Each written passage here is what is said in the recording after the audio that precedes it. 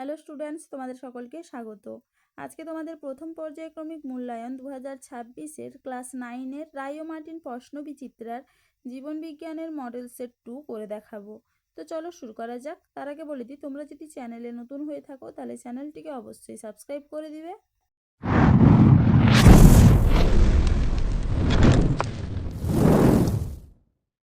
প্রথমে দেখে নিই বিভাগ ক।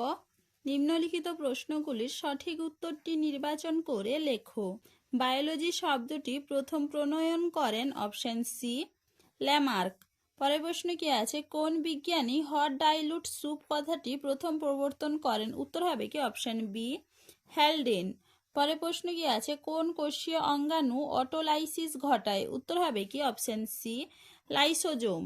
পরের প্রশ্ন কি আছে, কোন কোষীয় অঙ্গাণু শুক্রাণুর পুচ্ছ গঠন করে?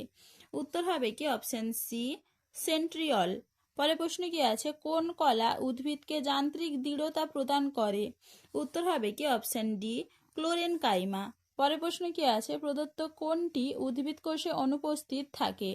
উত্তর হবে কি অপশন এ সেন্ট্রোজোম। পরের প্রশ্ন কি আছে, টেরিডোফাইটার একটি উদাহরণ হলো অপশন সি লাইকোপোডিয়াম। চলো এবারে দেখে নিই বিভাগ খ। শূন্যস্থান পূরণ করো।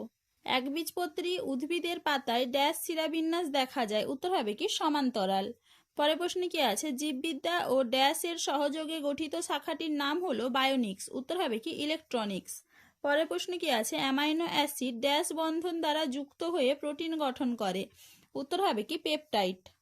এবার দেখে নিই 3-এর দাগে, সত্য বা মিথ্যা নিরূপণ করো।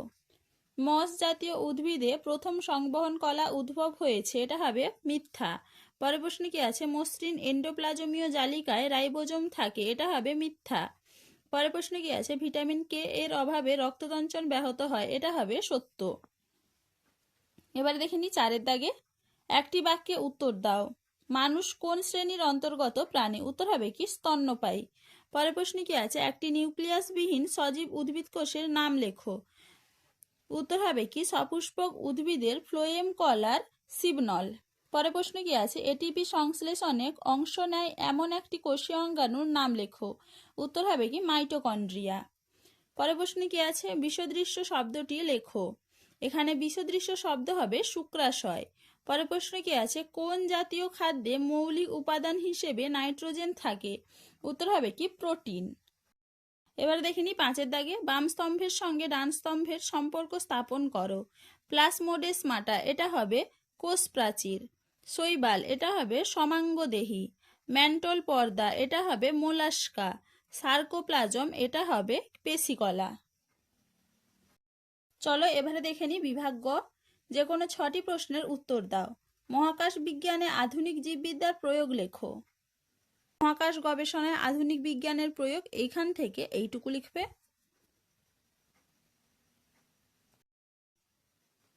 চলো এবারে পরের প্রশ্ন কি আছে, প্রোটিস্টা রাজ্যের 2টি শনাক্তকারী বৈশিষ্ট্য উল্লেখ করো। দেখে নাও উত্তরটা তোমরা, প্রোটিস্টা রাজ্যের শনাক্তকারী বৈশিষ্ট্য উত্তরটা তোমরা এইখান থেকে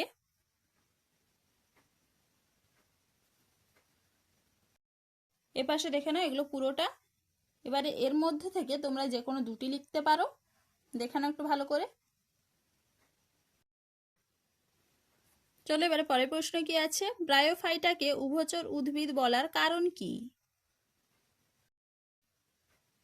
দেখে নাও উত্তরটা তোমরা, ব্রায়োফাইটা বা মস জাতীয় উদ্ভিদকে উভচর উদ্ভিদ বলে কেন? এখান থেকে এইটুকু লিখবে।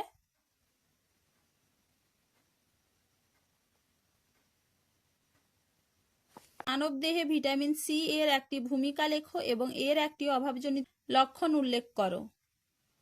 দেখে নাও মানবদেহে ভিটামিন সি এর ভূমিকা, এখান থেকে এইটুকু লিখবে। এরপরে দেখে নাও ভিটামিন সি এর অভাবজনিত লক্ষণ, এখান থেকে এইটুকু লিখবে।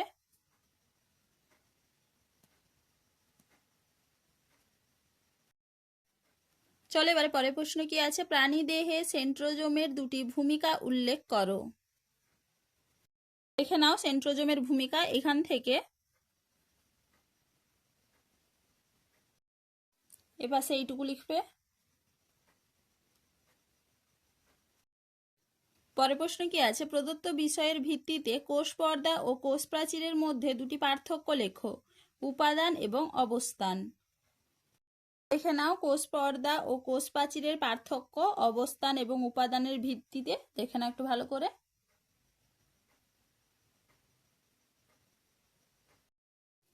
চলো এবার পরের প্রশ্ন কি আছে, জাইলেম কলার উপাদানগুলির নাম এবং তাদের কাজগুলি উল্লেখ করো।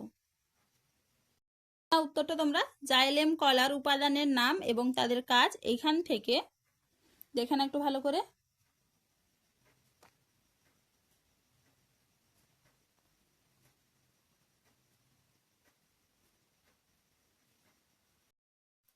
চলো এবারে পরের প্রশ্ন কি আছে, সিএসএফ এর দুটি কাজ লেখো। দেখে নাও সিএসএফ এর কাজ, এখান থেকে এইটুকু লিখবে।